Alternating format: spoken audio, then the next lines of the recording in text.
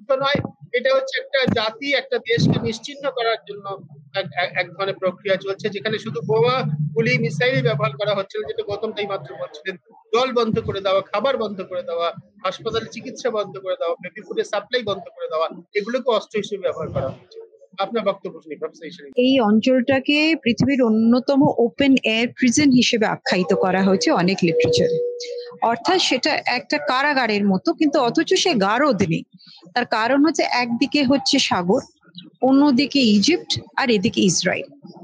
1967 অর্থাৎ যে 6 দিনের যে যুদ্ধ, সেই যুদ্ধের পর থেকেই কিন্তু এই জায়গাটার উপর ইসরায়েল থাবা বসিয়ে 1967 এর পর থেকেই কিন্তু গাজার যে অবস্থা, সেটার খুব যে বেশি উন্নতি হয়েছে তা অন্তত আমি বলতে পারবো না।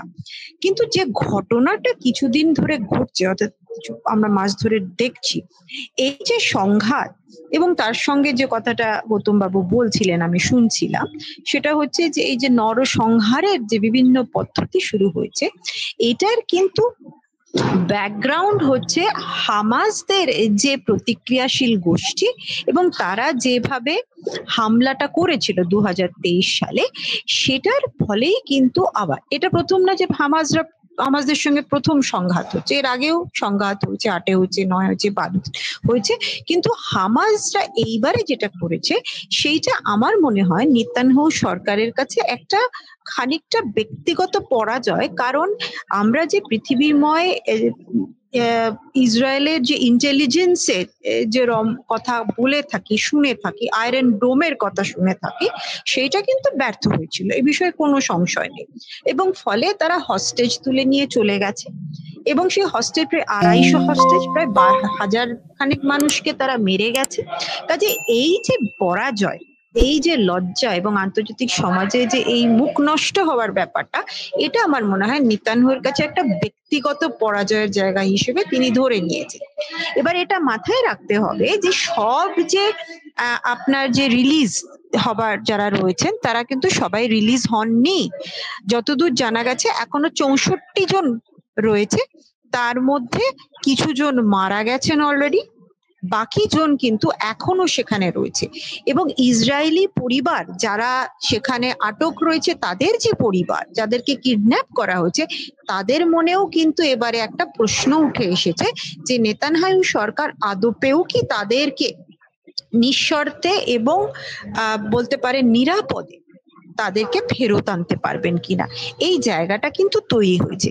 কাজে ইসরায়েলের কাছে এইটা একদম বলতে পারেন একটা মানে কি বলবো, বা সাংঘাতিক একটা প্রতিক্রিয়ার জায়গা তৈরি হয়ে গেছে একটা, বলতে পারেন। এবং নেতানিয়াহু সরকার, আরেকটা কথা আমার বলার কথা এখানে দরকার, নেতানিয়াহু সরকার কিন্তু খুব আনপপুলার।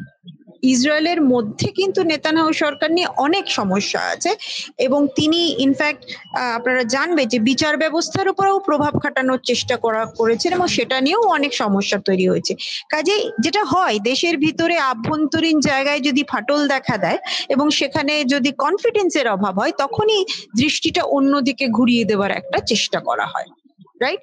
এবং এটাও মাথায় রাখতে হবে যে গাজাতে কিন্তু একটা প্যালেস্টিনিয়ান অথরিটি ছিল, সেই অথরিটিকে কিন্তু সরিয়ে দিয়ে হামাসরা পুরো জায়গাটা দখল করে নিয়েছে, পুরো জায়গাটা তারা নিয়ন্ত্রণ করে চলেছে। এবং হামাস নেতৃত্বকে কিন্তু ইসরায়েল তাদের ইন্টেলিজেন্সের লোক, তাদের যাদের খুফিয়া এজেন্সি আছে, তারা কিন্তু একজনের পর একজনকে তারা হত্যা করেছে, তাদের লিডারশিপকে সরিয়ে দিয়েছে। কাজে এটা কিন্তু হিংসা এবং প্রতিহিংসার একটা, আমার মনে হয়, আনএন্ডিং ভিশাস সার্কেল তৈরি হয়েছে। কিন্তু তার মাঝে যেটা পড়ছে, আমরা যেটা বলি উলু খাগড়ারা মারা যাচ্ছে, এই মানবিক সংকট, এটার কিন্তু কোনো জবাব বা কোনো দিক থেকেই কোনো প্রতিকার আন্তর্জাতিক সমাজ করে উঠতে পারছে না। আপনারা জানেন ইউনাইটেড নেশনস এর রেজলিউশন হয়েছে, যে রেজলিউশনে সিকিউরিটি কাউন্সিলে সবাই একমত যে এটা পার্মানেন্ট সিজ ফায়ার দরকার, ঠিক আছে। কিন্তু সেখানে মার্কিন যুক্তরাষ্ট্র, আমরা জানি কি প্রশাসনের আন্ডারে এখন মার্কিন যুক্তরাষ্ট্র কাজ করছে, বোধহয় গৌতম বাবু খানিকটা বলছিলেন, আমি যেটা শুনতে পাচ্ছিলাম, যে প্রশাসনের আন্ডারে এখন মার্কিন যুক্তরাষ্ট্র কাজ করছে, সেখানে তো আমরা কোনো ধরনের সুষ্ঠু সিদ্ধান্ত হতে পারে এটা কি খুব প্রত্যাশা করতে পারি? কাজেই স্বভাব মানে যেভাবে করা হচ্ছে, মানে তাদের যে ইনক্লিনেশন, তাতে খুব পরিষ্কার বোঝা যাচ্ছে যে মার্কিন যুক্তরাষ্ট্র একাই ভিটো করেছে এবং কোনো রকমের পার্মানেন্ট সলিউশনের কথা ভাবনা চিন্তার মধ্যে আনাই হচ্ছে না। দেখুন, যে কোনো হিস্টোরিক্যাল মিস্টেক, এটা তো হিস্টোরিক্যাল মিস্টেক অন্তত আমি মনে করি আন্তর্জাতিক সম্পর্কের ছাত্রী হিসেবে, যখন ইউনাইটেড কিংডম এই কাণ্ডটা করলো অটোমান এম্পায়ারের দায়িত্ব নেবার পর থেকে, তারা যে এই কাণ্ডটা বাঁধালেন এবং ইউনাইটেড নেশনসে তারপরে যে সিদ্ধান্ত হলো, সেই সিদ্ধান্তগুলো হিস্টোরিক্যালি তো এত কমপ্লিকেটেড স্তরে চলে গেছে এবং তার সঙ্গে সঙ্গে জিওপলিটিক্স, জিওস্ট্র্যাটেজিক্স এমন ভাবে আরো জড়িয়ে পড়ে রাখছে। মনে রাখতে হবে যে মার্কিন যুক্তরাষ্ট্রের কিন্তু অস্ত্র ব্যবসাটাতে এই ধরনের নরসংহারের সঙ্গে যুক্ত। এটা তো মাথায় রাখতে হবে যে ইসরায়েলকে সাপোর্ট করা, তাদের সঙ্গে কেনা বেচা, তাদেরকে বিভিন্ন অস্ত্রে তাদেরকে সজ্জিত করা, এটার সঙ্গে মার্কিন যুক্তরাষ্ট্রের প্রাইভেট একটা ডিফেন্স ইন্ডাস্ট্রি সাংঘাতিক ভাবে, যেটাকে আমরা মিলিটারি কমপ্লেক্স বলি, সেটা সাংঘাতিক ভাবে যুক্ত। তাহলে মার্কিন যুক্তরাষ্ট্র কেন এই ধরনের অবস্থাকে তারা মানে কেন সমর্থন করবে না? এবং যেখানে সমগ্র পৃথিবীর মানে সুষ্ঠু বুদ্ধি সম্পন্ন মানুষ, এমনকি ক্রেমলিন থেকেও বলা হয়েছে যে একটা সলিউশন আসুক। আমি আজকে দেখছিলাম বিভিন্ন রিয়াকশনস, যে কি ধরনের রিয়াকশন পৃথিবীর বলতে পারেন 95% মানুষ, নেতা, সরকার সবাই চাইছে যে এই হিউম্যানিটেরিয়ান ক্রাইসিস, যেটা খাদ্য সংকট, একজন মানুষের যত ক্যালোরি খাদ্য দরকার সেই খাদ্যটা অব্দি তারা পেতে পারছে না, এমন মানে যেটা আমরা বাংলায় বলি হাতে না মেরে ভাতে মারার ব্যবস্থা হচ্ছে।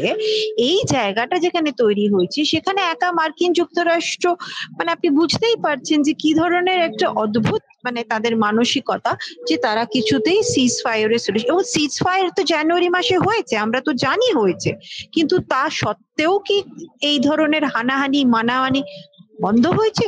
তার কারণ হচ্ছে এই পরিস্থিতিটা ক্রমান্বয়ে জটিল থেকে জটিলতর হয়ে গেছে।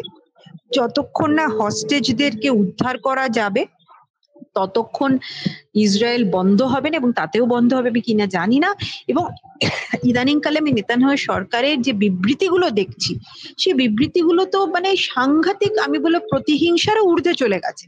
অমানবিক কথা বলছে, যে তারা প্রত্যেকটি মানে পারলে পুরো মানে তাদেরকে, যেটা আপনারা বলছিলেন যে একদম বিলুপ্ত করে দেবে, এই ধরনের একটা অবস্থান গ্রহণ করেছে। এই জায়গাটা যেখানে সেখানে মানে স্বাস্থ্য ব্যবস্থা নেই, শিশুরা আক্রান্ত, খেতে পাচ্ছে না, অসুস্থ মানুষেরা আক্রান্ত। আমি মহিলাদের দিক থেকে বলতে পারি, মহিলাদের যে ঋতু, সেটার জন্য তাদের কি প্রবলেম হচ্ছে, হসপিটালস নেই, স্যানিটারি ইকুইপমেন্ট নেই, বাচ্চারা নানা রকমের রোগে আক্রান্ত, মানে একটা মানে মর্মান্তিক, মানে আমার মনে হয় পৃথিবীতে যদি নরক দর্শনের দরকার হয়, এখন মনে হয় গাজা গেলেও নরক দর্শন হয়ে যাবে। কাজে সেই অবস্থায় দাঁড়িয়ে আমি জানি না আন্তর্জাতিক সমাজ কি সলিউশন বের করতে পারে। পশ্চিমী জগতের সাধারণ মানুষরা রাস্তায় নেমে এসেছেন, আমি ইসলাম ধর্মী মানুষ তো ছেড়েই দিলাম, সাধারণ মানুষের কথা, গ্রেটার কথা উঠেছে। এই যে পরিস্থিতি তৈরি হয়েছে, এর তো আমাদেরকে একটা সমাধান বের করতেই হবে। কিন্তু যতক্ষণ না মার্কিন যুক্তরাষ্ট্রের প্রশাসনের মধ্যে শুভবুদ্ধি সম্পন্ন মানুষ এসে সেই জায়গাটা তৈরি করবে, আমি কিন্তু ইমিডিয়েট সলিউশন মানে খারাপ লাগলেও আমি খুঁজে পাচ্ছি না। আপনি খুব নৈবর্তিক ভাবে খুব অবস্থাটা বর্ণনা করলেন, একই সঙ্গে যেটা বললেন, সত্যি সত্যি পৃথিবীর মধ্যে নরক দর্শন করতে হলে এখন হয়তো গাজাতেই যেতে হবে। আমেরিকান মানে মার্কিন যুক্তরাষ্ট্রের যে শাসন ব্যবস্থা পরিবর্তনের কথা বা তাদের মনোভাব পরিবর্তনের কথা যদি বলেন, আমার ধারণা 4 বছর অন্তত অপেক্ষা করতে হবে গোটা বিশ্বকে, এবং তার মধ্যে গাজা থাকবে।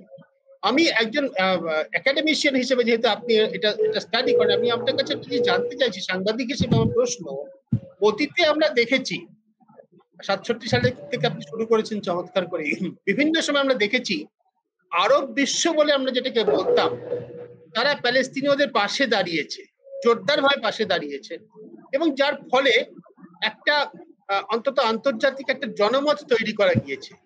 এবার কিন্তু সেইটা আমরা দেখতে পাচ্ছি না। আমরা ব্যক্তি মানুষের, নানা সমাজসেবী সংগঠনের মানব কর্মীদের, মানবাধিকার কর্মীদের, তাদের মনোভাবের প্রতিফলন দেখতে পাচ্ছি, তাদের সংগঠন, তাদের উদ্যোগ দেখতে পাচ্ছি। আরব দেশগুলোকে তো দেখতে পাচ্ছি না প্যালেস্তিনীয়দের পাশে সেরকম জোরদারভাবে। এটার সঙ্গে কি ওই যে যুদ্ধ ব্যবসা, মিলিটারি কমপ্লেক্সের কথা বলি, তার সম্পর্ক আছে। সবাই তো আমেরিকার থেকে প্লেন কিনছে পরস্পর থেকে ভাজার জন্য। আমি জানি না।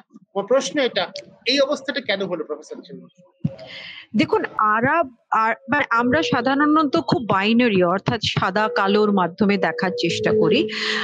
আরব জগৎ, ইনফ্যাক্ট আমি যদি একটু অন্যভাবে ভাবি, ইসলামিক জগৎ কিন্তু একটা মনোলিথ নয়। এই কথাটা প্রথমে খুব পরিষ্কারভাবে বুঝে নিতে হবে।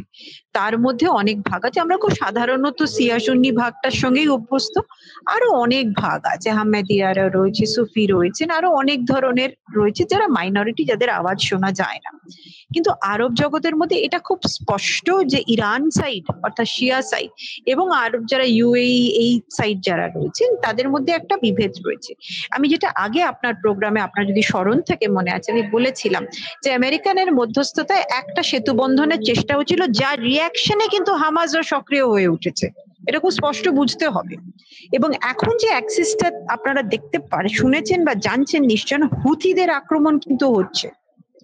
কাজে হুথিরা কিন্তু আবার they are a part of this axis now. তারা কিন্তু মানে মিসাইল নিক্ষেপ করার চেষ্টা করছে, ইসরায়েলের দিকে নিক্ষেপ করেছে এবং সেটা তারা বিবৃতি দিয়েছে। কাজে এখন এবং ট্রাম্প যেটা বলেছে, ট্রাম্পের যদি আপনারা মানে বিবৃতি, আপনি সেটা কতটা সুষ্ঠু বা কতটা অসুস্থ সেটা পরের কথা, কিন্তু যেটা বলছেন না তিনি পুরো ইঙ্গিত করছে যে ইরান হুথি হামাস এইটা একটা অ্যাক্সিস তৈরি হয়েছে। এই অ্যাক্সিসটাকেই নিধন করা হচ্ছে তাদের কাজ।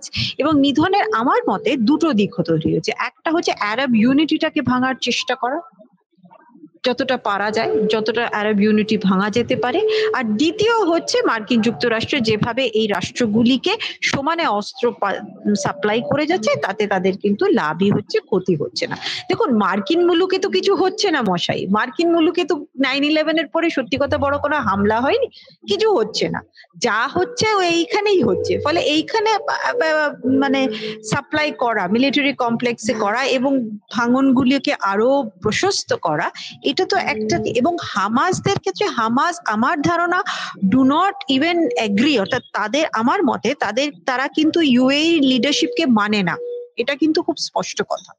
তারা একসময় লেবাননের সাপোর্ট নিয়েছে, লেবাননের কাছ থেকে তারা সাপোর্ট পেয়েছেন, কোনো সময় জর্ডানের কাছ থেকে সাপোর্ট পেয়েছেন, কিন্তু কখনো তারা ওই মানে ইউএই ওই জায়গাটা, ওই অঞ্চলের কাছ থেকে কিন্তু তারা কখনো সেইভাবে সমর্থন পায়নি বা চেষ্টাই করেনি। ফলে হামাসদের যে র্যাডিক্যালনেস, আপনারা যদি ওদের মানে যে বিভিন্ন বিবৃতি পরে, ওদের যে চার্টার পরে, তাতে কিন্তু তাদের র্যাডিক্যালনেসটা একটা অন্য লেভেলে, এটা কিন্তু মানতে আমরা বাধ্য। বাট এটা বাস্তব যে two রংস cannot make one right.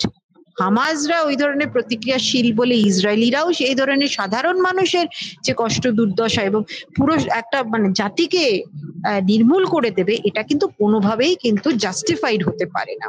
কিন্তু এটা বাস্তব, আপনি যেটা বললেন যে এইবারে যে প্রজেক্ট, এবং আরেকটা জিনিসও মাথায় রাখবেন, সেটা হচ্ছে যে কোনো ফাইট যদি, কোনো কনফ্লিক্ট যদি দীর্ঘস্থায়ী হয়, দীর্ঘক্ষণ ধরে চলতে থাকে, তার কিন্তু নানা রকমের আমি যেটা বলবো ফল্ট লাইন্স দেখতে পাবেন। আপাত দৃষ্টিতে যেটা বাইনারি বলে মনে হবে যে ইসরায়েলি ভার্সেস সমগ্র আরব জাতি, অ্যাকচুয়ালি কিন্তু সেটা হবে না। আস্তে আস্তে ফল্ট লাইন্স গুলো যে যার যখন স্বার্থের জায়গাগুলো ভাবতে আরম্ভ করবে, যেখানে তাদের নিজেদের অর্থনৈতিক স্বার্থ, স্ট্র্যাটেজিক স্বার্থ এবং এক্ষেত্রে কমিউনিটিগত স্বার্থ আসবে, তখন কিন্তু এই সূক্ষ্ম বিভেদগুলো আরো বেশি প্রকট হবে। এবং যেটা আপনি যথার্থ দেখছেন, এই হিউম্যানিটেরিয়ান ক্রাইসিসটা কিন্তু এখন আমার মনে হয় পশ্চিমী জগতেও খুব বেশি এটা নিয়ে চিন্তা হচ্ছে। শুধু মানে আরব জগৎ বা ইসলামিক জগতে হচ্ছে না, চিন্তাটা কিন্তু পশ্চিম জগতেও হচ্ছে। ইংল্যান্ড থেকেও আসছে, ফ্রান্স থেকেও আসছে, জার্মানি থেকেও আসছে, অস্ট্রেলিয়া, অস্ট্রিয়া, কে না বলছে বলুন তো মশাই? কিন্তু মানে একটা পর্যায়ে মনে হচ্ছে এইটা বোধহয় আর কারোর কানের কাছে অ্যাকচুয়ালি পৌঁছাচ্ছে না। এবং যেখানে সর্বসিদ্ধান্ত হবার কথা ইউনাইটেড নেশনস, তারাই তো ঠুটো জগন্নাথ হয়ে বসে আছে। তাহলে করবেটা কে করবে এই কাজগুলো? এটাও তো ভাবার বিষয়, তাই না?